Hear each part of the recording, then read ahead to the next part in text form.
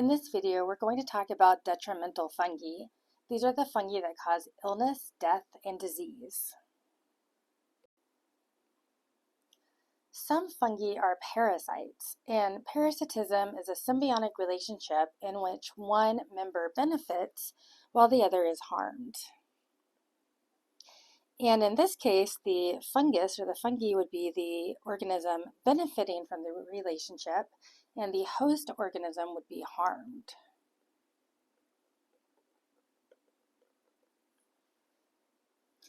And the way that a parasite harms the host organism is that it competes with the host organism for resources. And these resources might include things like nutrients and energy. So essentially, a parasite living in a host organism is stealing the nutrients and the energy that the host organism is either acquiring or making. And in doing so, the host organism does not get the benefit of those resources, and it might die due to not having access to the resources and energy it needs to survive. Fungi can also be pathogens or pathogenic, which is slightly different from parasitism. In this case, the pathogen can actually cause disease to the host organism by damaging the host organism's tissues. And this can potentially kill the host if the tissues are damaged enough, or if enough tissue is damaged to cause the host organism to die. One specific example of a detrimental fungus is Claviceps purpurea, and it causes a disease in plants known as ergot. And this fungus primarily affects cereal crops, which are kind of the basic crops that support many civilizations. These cereal crops include things like wheat, rice, corn, oats, and barley, and rye is especially impacted by this disease. This is dangerous because it reduces crop yield, which can lead to famine. So essentially, certain communities will not have enough food to survive. This fungus can also cause something called ergotism in animals. And this happens when an animal eats a cereal crop that has been infected by this fungus. It can cause hallucinations, gangrene, which is tissue death, and in cattle, it can lead to a reduction in milk production, which once again can impact some communities really severely because milk can be a good source of protein. This fungus produces an active ingredient known as lysergic acid, which is a precursor to LSD. And LSD is a drug that can cause hallucinations. Some other examples of plant fungal pathogens include the fungi that cause the diseases known as smut, rust, powdery mildew, and downy mildew. So on this picture, we can see what is called smut. And so this is a fungus that is damaging the plant that it is associated with. In the second picture here, we can see the rust, which is also impacting the quality of the plant. And then in this other picture, you can see the downy mildew and the powdery mildew. And once again, it's damaging the host organism that it's living on. Another way that fungi can be harmful is through the release of toxins called aflatoxins. And these aflatoxins are carcinogenic. And carcinogenic means that it can cause cancer.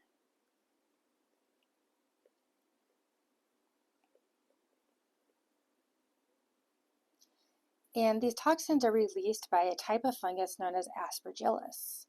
These toxins can destroy crops and lead to things like food recalls. So if a food is infected with this type of fungus, it has to be removed from the shelves. And overall, it can lead to famine and hunger.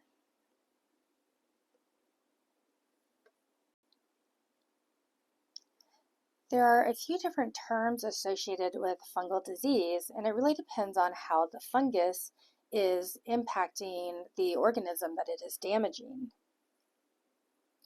So first of all, a mycosis is a fungal disease that results from direct damage due to a fungus.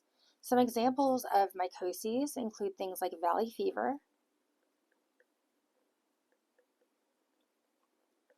and ringworm. And we will talk about these more on a later slide. Mycotoxicosis occurs when someone ingests food that is contaminated by fungal toxins, which are also called mycotoxins. And an example of this would be the aflatoxins that are produced by Aspergillus.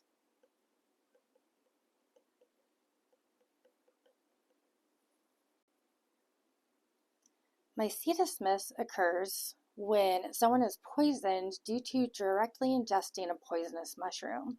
So an example of this would be if you went out into the woods and you ate a mushroom thinking it's safe, but in reality it is toxic. And so you ingest the mushroom and then you are affected by the toxins that were produced in the mushroom.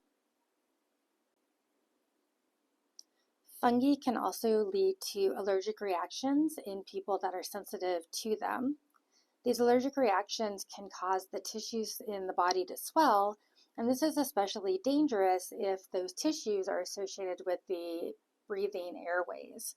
So an allergic reaction can lead to something called anaphylaxis, and that's where the airways become inflamed and close off, and the person can no longer breathe. Fungal infections can also be really hard to treat. Antibiotics do not work against fungi. Antibiotics only kill prokaryotes like bacteria. Remember that fungi are eukaryotes. So antibiotics are fairly safe to take because they are designed to attack prokaryotes and attack the structures and enzymes and kind of different components that are found in prokaryotes that are not found in eukaryotes. However, because fungi are eukaryotes and so are the organisms that they can potentially impact, such as plants and animals, an antifungal could also attack the healthy eukaryotic cells in the host. And so it could be killing off the fungus, but it could also be killing off the healthy cells that the host needs to survive. So it's hard to treat the fungal infection without also impacting the cells of the organism that is being damaged or diseased by the fungus. On the next several slides, we're going to talk about fungal diseases that specifically impact animals. And we'll talk about some that are superficial infections, meaning that they affect or impact the skin of the organism. We'll also talk about some systemic infections, and systemic infections are ones where the damaging organism actually gets into the body and affects internal tissues. One example of a fungal infection that affects the skin is something known as chytrid, and it is caused by this specific fungus here. And this fungus is in the phylum Chytridiomycota.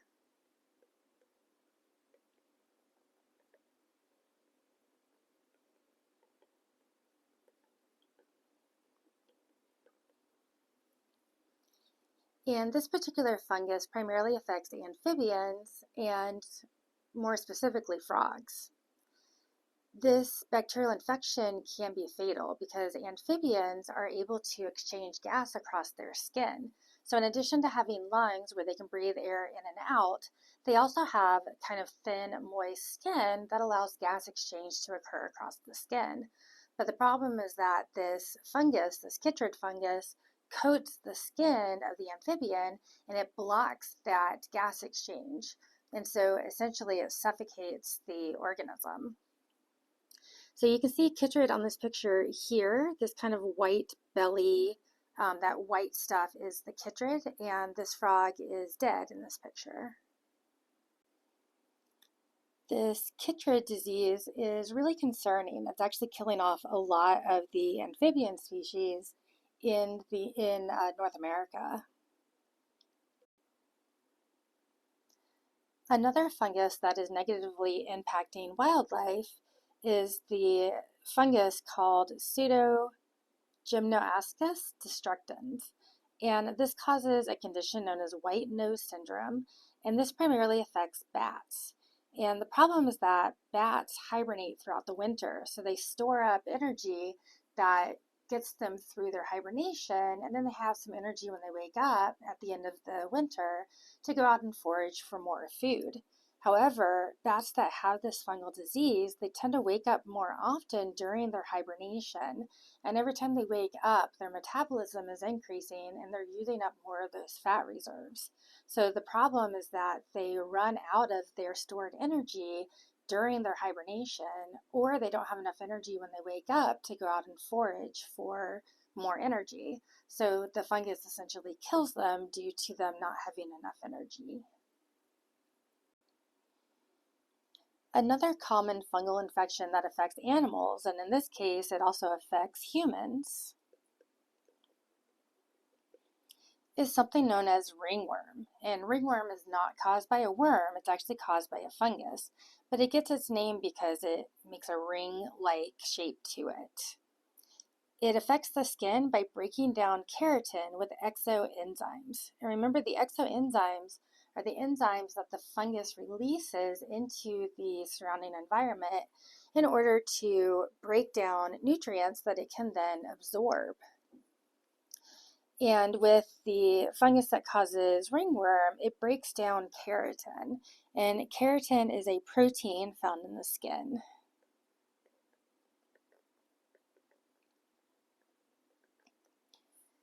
Athlete's foot and jock itch are also caused by this fungus, just athlete's foot affects the feet and jock itch affects the kind of groin area. I mentioned before that sometimes fungal infections can be systemic, meaning that they can affect tissues and organs deeper in the body. One example of a systemic mycosis is something that is called valley fever, or more specifically, coccidiomycosis. And it is caused by this type of fungus here. And it is common in the southwestern United States. For a while, I lived out in Phoenix, Arizona, and before I moved to Arizona, I had never heard of valley fever, but it is a very commonly known infection in the area. What happens is that this fungus actually lives in the dry, kind of sandy desert soil, and if it gets kicked up, it can be inhaled, and it can be kind of disturbed or kicked up by going out and doing yard work or hiking or kind of various other activities. If it's inhaled, it can cause a sort of pneumonia where it can actually cause a fungal infection in the lungs. In some people, their immune system can fight off the fungus and they can be cured of it and they don't have to worry about it again. But in some people, the fungus can actually enter the bloodstream and travel to other parts of the body where it can then affect other tissues. And in this case, this might be a chronic condition that needs ongoing treatment, and the person might have ongoing symptoms throughout the rest of their life. Histoplasmosis is another example of a systemic fungal disease that can affect humans, and it is caused by a yeast, and it can lead to pulmonary infections, so it can affect the lungs, but it can also lead to swelling of the meninges.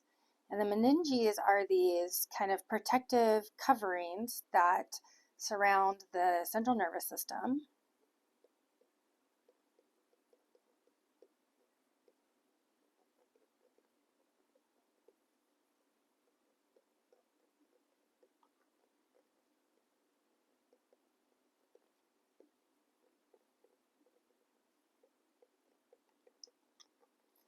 And the central nervous system is made up of the brain and spinal cord.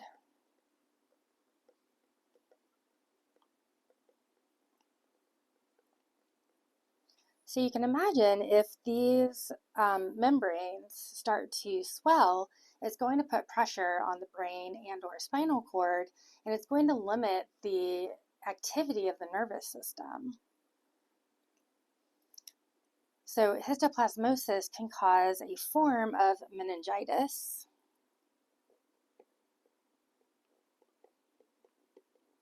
And itis just means inflammation of the meninges. So you've maybe heard of meningitis before. It can be caused by a couple of different pathogens, including bacteria and viruses. And in this case, it can be caused by a fungus. Some fungal infections are opportunistic. And what this means is that there are some fungi that live in and on the body all the time. So sometimes fungi make up part of the microbiome.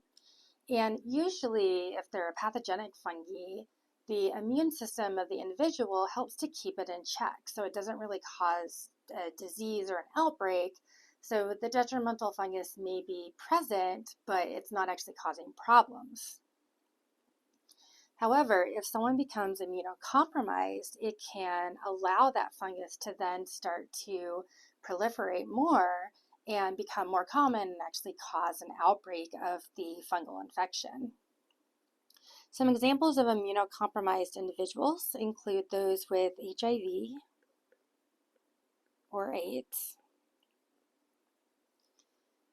individuals that are going through chemotherapy for cancer treatment,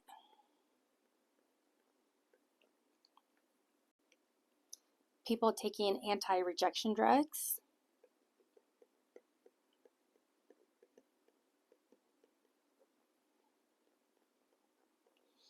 and people would take anti-rejection drugs if they get a transplant. So something like a kidney transplant or a heart transplant. And it can also happen in people that are taking antibiotics.